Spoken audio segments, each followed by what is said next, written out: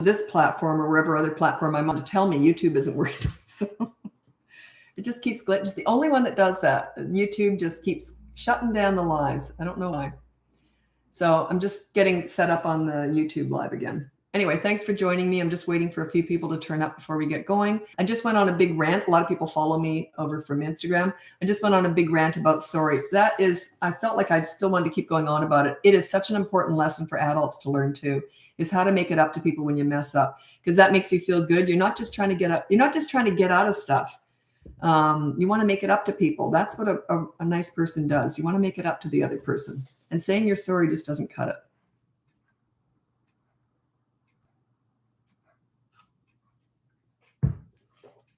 Okay, I'm just waiting for everyone to turn up. I've only got, how much time have I got? Not much time. I got a client session coming up. I got a bit of time. Anyway, thanks so much for joining me. My son does that, says sorry, but does it again. Yeah, of course. That's what you're teaching them. If you can commit any crime, if you can speed down the road, run over pedestrians, not pay your taxes, if all you ever had to do was say sorry, you'd keep doing it, wouldn't you? But there's consequences for all those things. That's what makes us good people. It's the consequences. Okay. Not the saying you're sorry. You see all those people in court, they've serial killers. Oh, I'm sorry. I really feel bad. Who cares? Like, I don't care. It means nothing to me. Nothing. I don't care if they're sorry. They still did it. But they can't make it up, right? It's different. Okay, so let's get going with the live. My name's Lisa. I'm a parenting coach. If you go on my website, it's called BratBusters.com. You can see my free behavior board, my courses. We've got a Father's Day sale going on right now with the courses, only the courses, not with coaching. And or you can look into coaching. And also, what else have we got? Oh yeah, the podcast, BratBusters Parenting Podcast. It's on all the platforms. It's also saved on YouTube if you want to watch it there. We actually film the podcast, my daughter and I. Well, she does all that. But anyway, so it's on YouTube and all the platforms.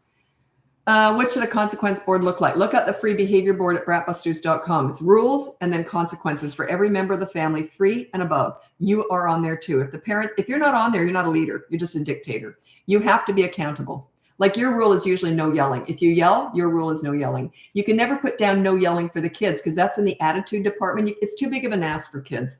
And they're yelling as a result of your parenting anyway. Okay, so remember, their behavior is just a result of you. So you want to work. We're not fixing kids, we're fixing and teaching parents. That behavior board's more for you than them, by the way.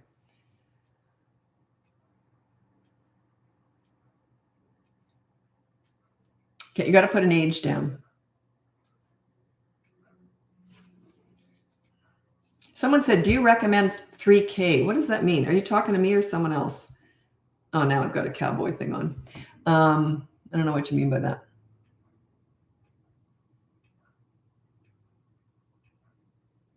Sorry, I'm having a hard time reading just because of my white shirt and the writing is white.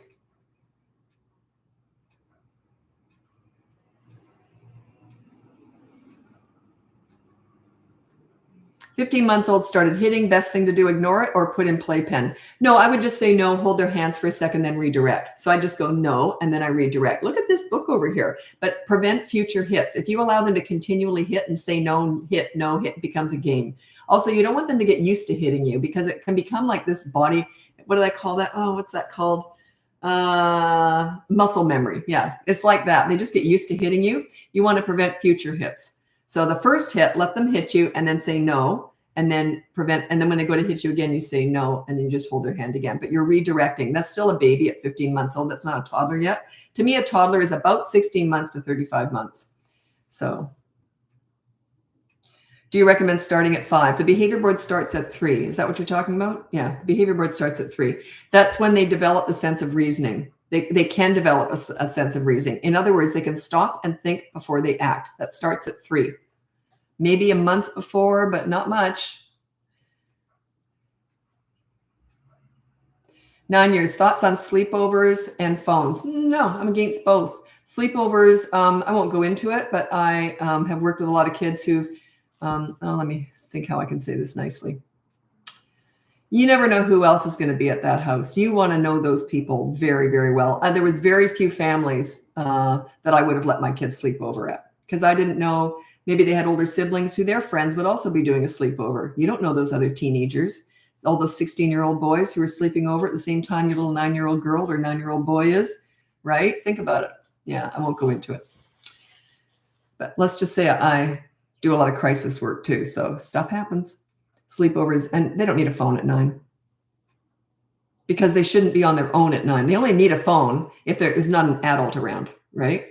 It's when they are going to the mall with their friends without you. That's when I would get them a phone.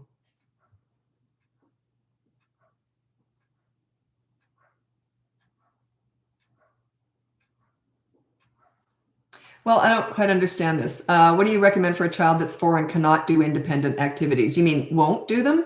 So, okay, so if they won't do independent activities, I don't quite know what you mean. Do they expect you to entertain them all day?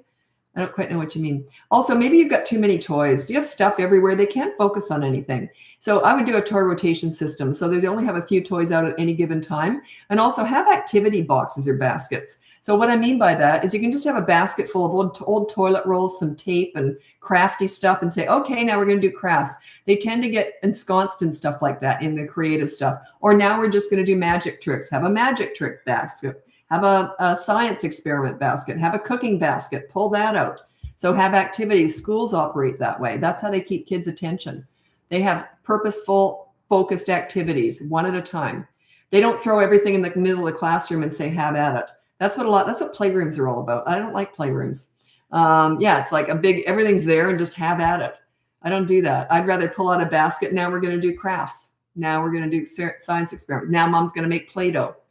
And then they'll play on their own, right? So you get them started and then they'll play on their own. And you got to mix it up. Kids don't care about the same old stuff. They want new stuff. I know, just such a tiny example, but my granddaughter, she's only 17 months old. If I finish a paper towel roll, that thing's coming in the living room and we're going to play with that. I put a bunch of her blocks inside that paper roll holder. And then I sort of crimp the ends. And then she works to get them out of there. And that's a game right there. It's just an old paper towel holder. Another one was I finished something up there, the baby wipes or something. So the box was empty. So I folded in all the sides and I put a bunch of balls in there. There again. Now she loves putting stuff in. She loves organizing stuff. She's grandma's girl. I love cleaning and organizing. So I put all the balls in there. Then I take them out and then she's putting all the balls in. Then we do the colors and count and all that when she's doing that. New activity from an old box. Okay. Then I could literally walk away from her and she'd be doing it for quite some time. She's only 17 months old, but you get them started on things. But they like new stuff. They like discovering new stuff.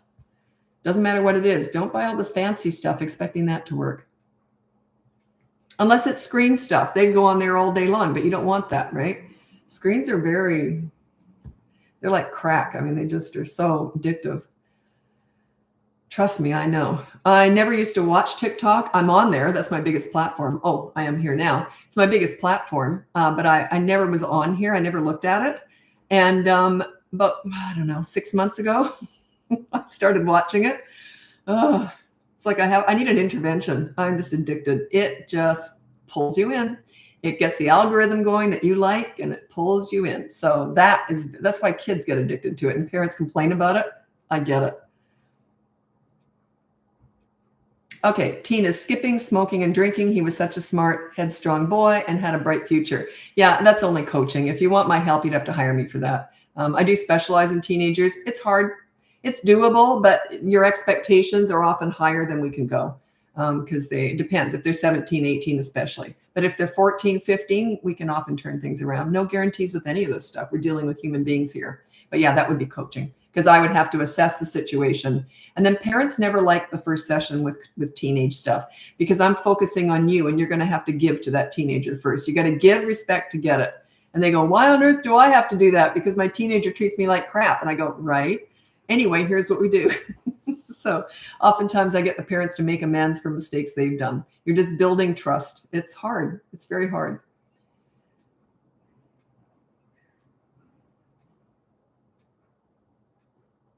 Oh, and if you are applying for coaching, I've got a huge wait list. I just opened it up after a couple of months because I was booked solid for a while there. I just opened it up. If you do have teenagers, and if you feel you're in crisis, which you may be, you can put down in all caps, put down teen crisis because I will take you above someone else who just has toddlers because you've got a shorter amount of time to fix stuff and it's more serious stuff. So.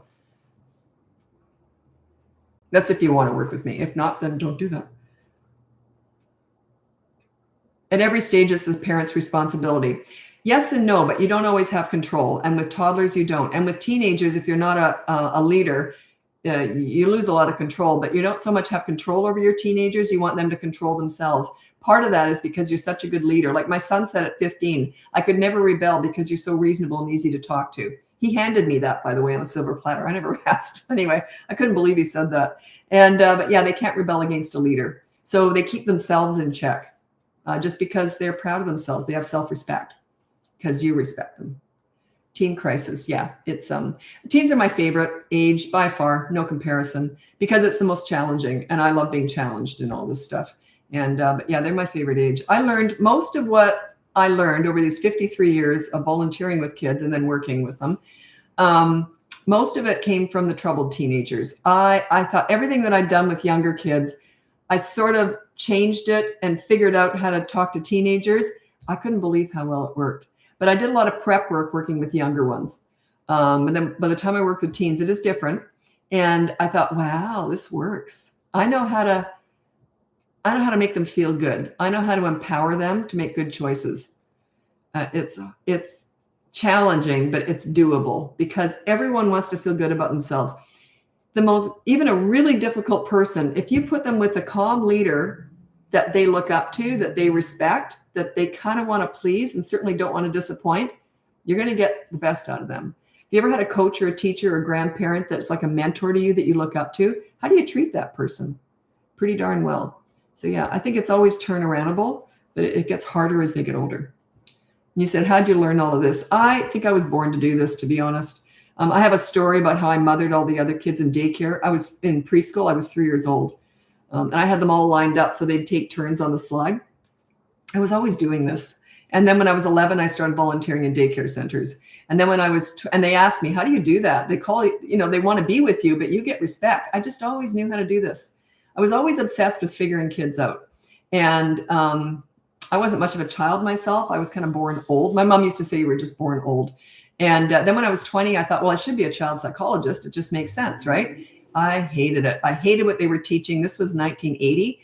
And I'm sure they've improved it by now, but it was so patronizing. It was patronizing. I hated it. Like it was all about being smarter than kids. It was awful.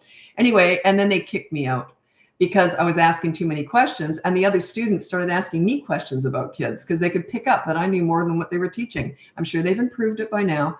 But anyway, so thank God I never did that. I would have been stuck under that umbrella that I disagreed with. So then I just volunteered with kids for years and years and years. And then when I started mentoring troubled teens, they're the ones who said, you got to teach this stuff, Lisa. And I didn't think anything of it. And then years later, I started my business in 2007. So I was always training for this, always. I just didn't know it. I was just volunteering. I just loved being around kids because I figure if you can figure out kids and get respect with them, you understand yourself and life. Like we all started as kids. So if you can really master making them feel good and getting the best out of them, I think that's kind of, to me, that was my goal in life, was to figure out kids and get the best out of them. So, and I love parenting. I miss it. But now I've got a granddaughter. It's different. She's not my kid. She's someone else's. And they're doing a great job, by the way. It's none of my business anyway. I never give advice. Not that they need it, but that's just micromanaging and it's rude. So I'm just there to support them and they're doing a great job. She's lovely. And, but yeah, it's fun because I get to experience all that stuff and I'm around all these moms now. When I daycare her, I go to play groups and all that. And I'm around all these moms with all these little kids again. It's just exciting. I just love it. No, I don't have a book yet. I was going to write it this year, but I've just been just busy. Maybe I'm hoping for next year to write the book. Okay, I'm sad my 15-year-old is growing apart from me. I give him space. I don't know what else to do. Well, you have to hire me to find out because I'd have to assess the situation. Then I tell you how to move forward. But you got to give something. You got to figure out. You don't just give them space. You do, but that's not all. You still got to find a way to connect. And that's what I have to figure out. It's a bit of a puzzle with each family. I got to figure out what door do I come in on with that teenager. I don't know. I need to hire you. Yeah, just check out my website. It's not cheap. Sorry about that, but it's just, I'm going to quit coaching one day, I'm sure, because it's not where we need. it's not the most profitable way of me not the most profitable way of me spending my time. And now that my daughter's in on the business, that matters a bit more. But I love coaching. I can't imagine giving it up, but I don't know. Might have to one day because I'd love to write a book. I'd love to do more courses. I don't have time. How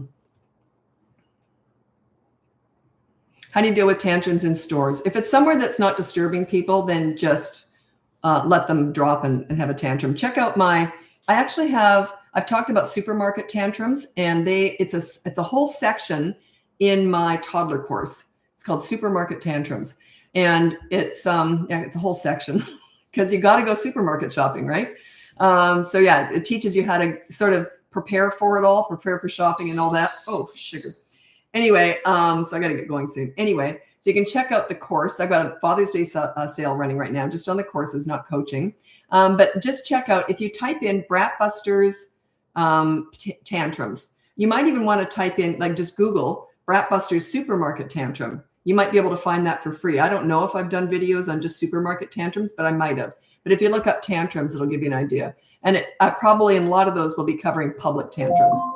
Alexa, stop. I got to go. Anyway, thanks so much for joining me. Check out my website. It's BratBusters.com. You can see my free behavior board, my courses. I've got 2 of them, and there's a sale on them right now for Father's Day. And you can look into coaching. I got a wait list for that, but I will get to it eventually. And also, what else? Oh, yeah, the podcast. It's called BratBusters Parenting Podcast. It's on all the platforms. It's also saved, and we film it, so you can see my daughter and I do it. I do it with my daughter. She works with me. And it's on YouTube. Or you can listen to it on Apple or whatever else, and Spotify and all that. Anyway, thanks so much for joining me. Happy parenting. Bye now.